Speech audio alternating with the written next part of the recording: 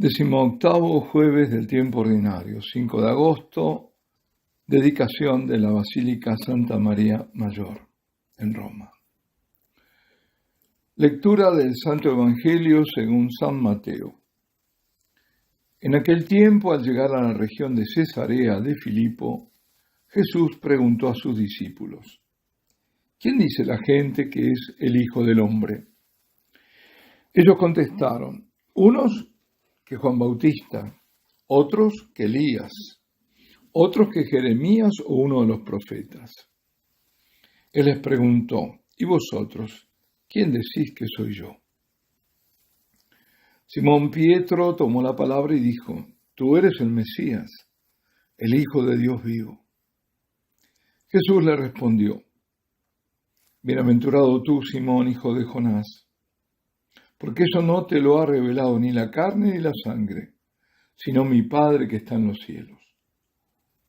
Ahora yo te digo, tú eres Pedro, y sobre esta piedra edificaré mi iglesia, y el poder del infierno no la derrotará. Te daré las llaves del reino de los cielos.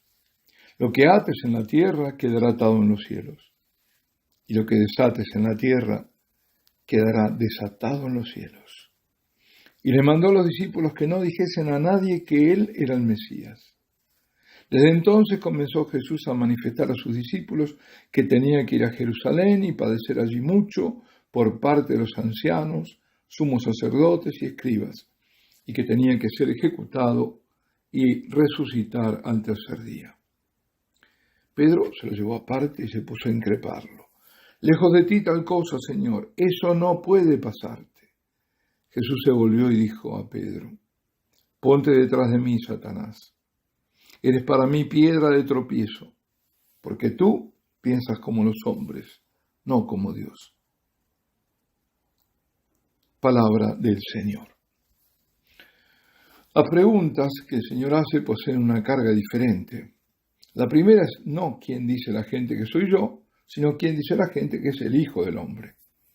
En realidad, el Hijo del Hombre es el título del Mesías, pero no era así como se lo veía, sino que era algún profeta, el más destacado, y se pensaba en los profetas más renombrados. Por supuesto Elías, pero otros pensaban que podría haber sido Jeremías, también un grandísimo profeta, o alguien más cercano, tenido como gran profeta por todos, el Bautista. La segunda pregunta, el Señor no hace más giros y va directamente a su persona.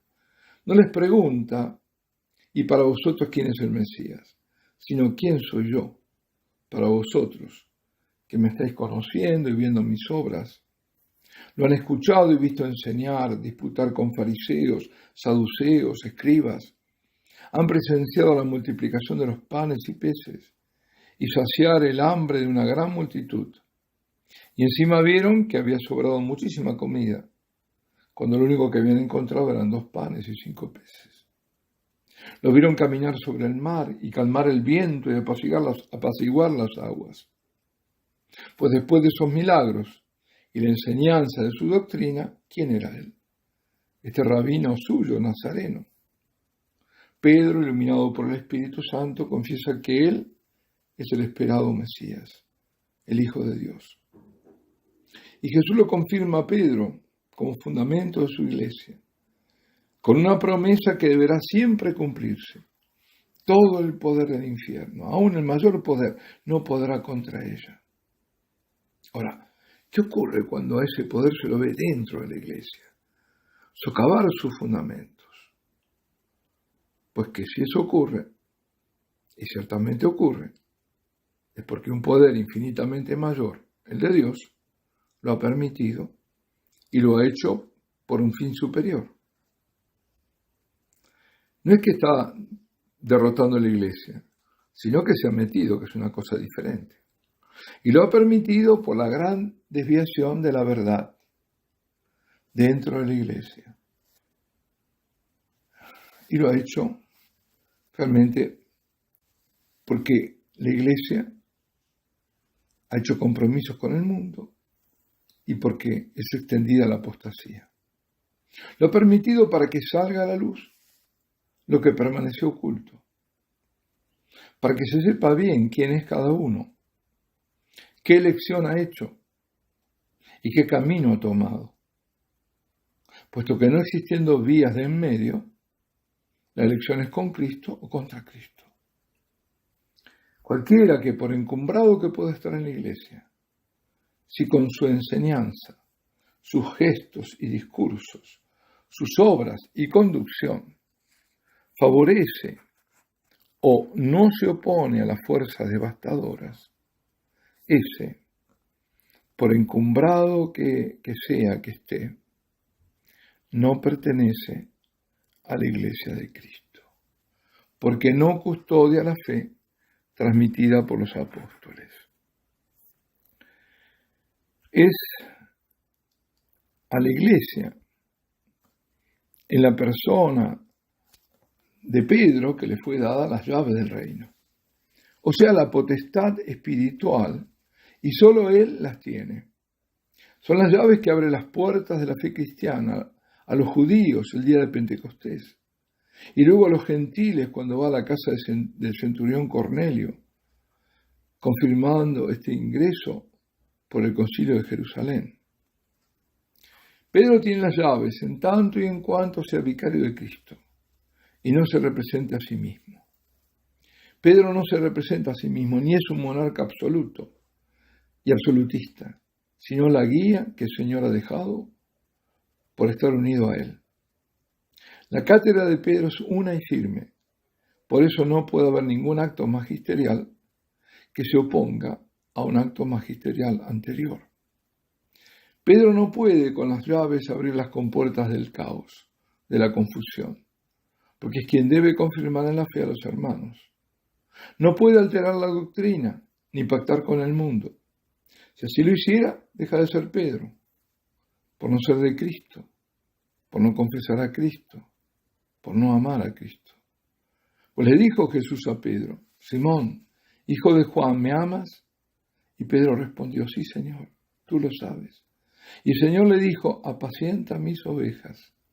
Le dio la primacía de apacentar su rebaño, porque el rebaño pertenece a Cristo. El Papa, Pedro, en todo momento, en toda ocasión, debe dar razón de su supremacía con la absoluta fidelidad a Jesucristo y la firme defensa y custodia del depósito de la fe. Y como Cristo, Pedro y toda la Iglesia también padecerá mucho. Sufrirá la condena de los poderosos del mundo, de la sinagoga de Satanás, y remontará el monte del Calvario. No morirá, pero lo padecerá.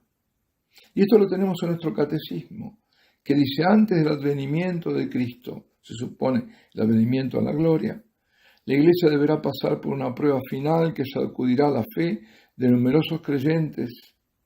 La persecución que acompaña su peregrinación sobre la tierra desvelará el misterio de iniquidad bajo la forma de una impostura religiosa que proporcionará a los hombres una solución aparente a sus problemas mediante el precio de la apostasía de la verdad.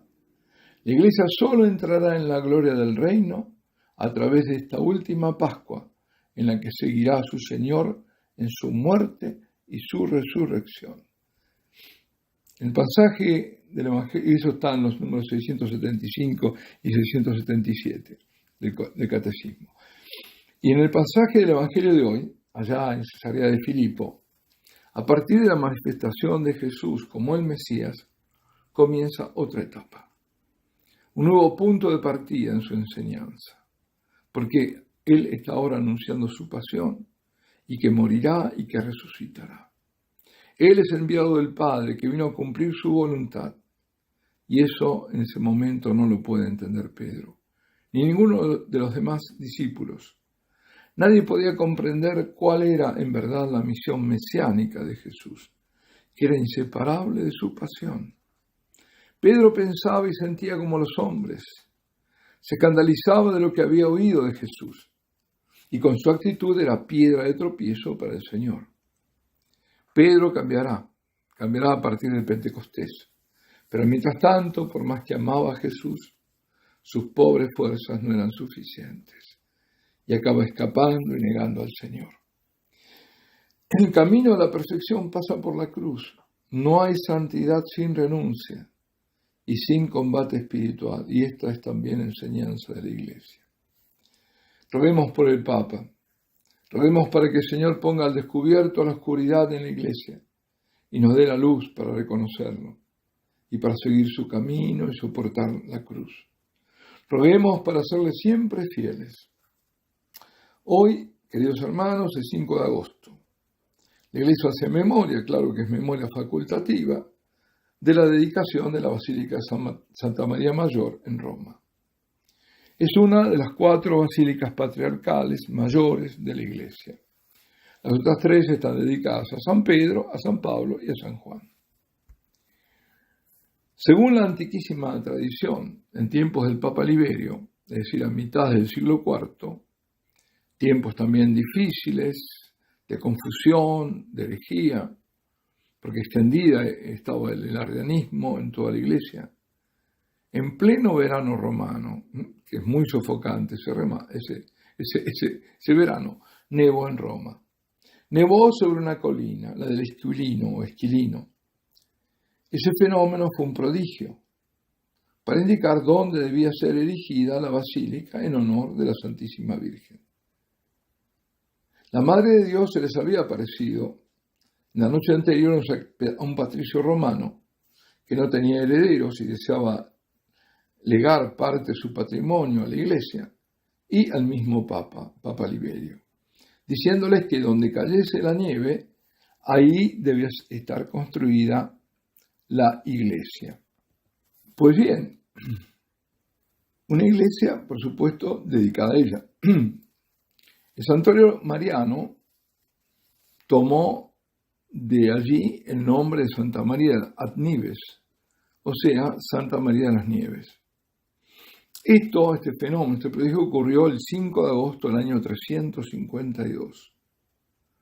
No había pasado un siglo de entonces que el Papa Sixto III, para recordar la proclamación de la Santísima Virgen como Teotocos, Madre de Dios, en el Concilio de Éfeso, que fue en el año 431, reconstruyó la basílica, que es la actual, con sus naves y columnas y sus mosaicos en la nave superior, maravillosos, antiquísimos, magnífica, verdadera joya y artística devoción es la Capella Borghese. Es una joya realmente, que está entrando a la izquierda, digamos al fondo, para decirlo así.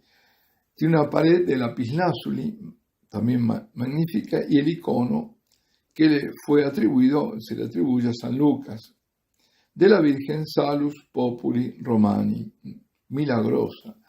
Cuando había peste la sacaban en procesión. La capilla fue construida por orden del Papa Pablo V Borghese, por eso lleva el nombre de Borghese. A veces también la llaman Capella Paulina. Justamente fue hecha para custodiar la imagen de la Virgen en ese icono, tan preciado y milagroso.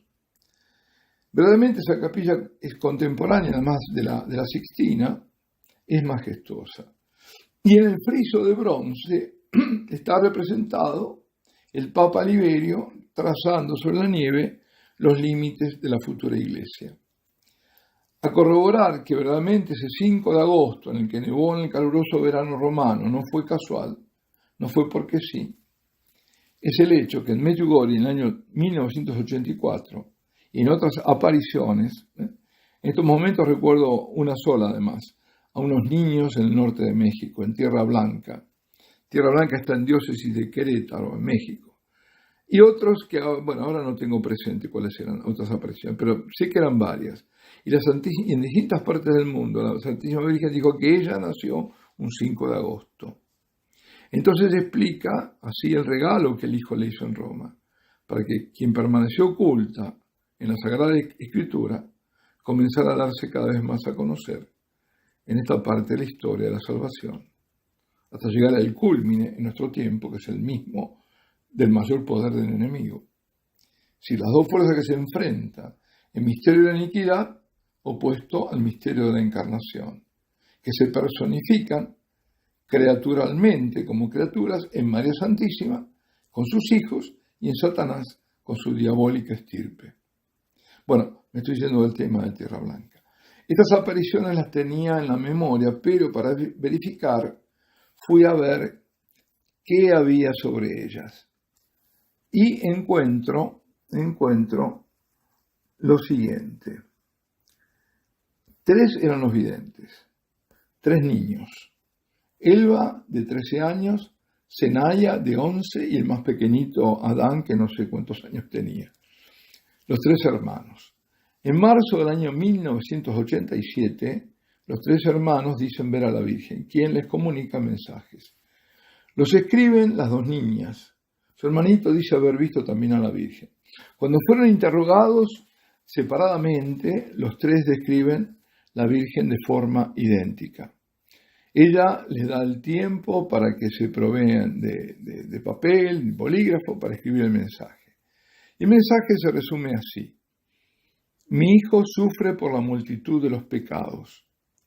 La Virgen María les habla de la crucifixión, de los sufrimientos de la pasión, de las ofensas intolerables que son su causa.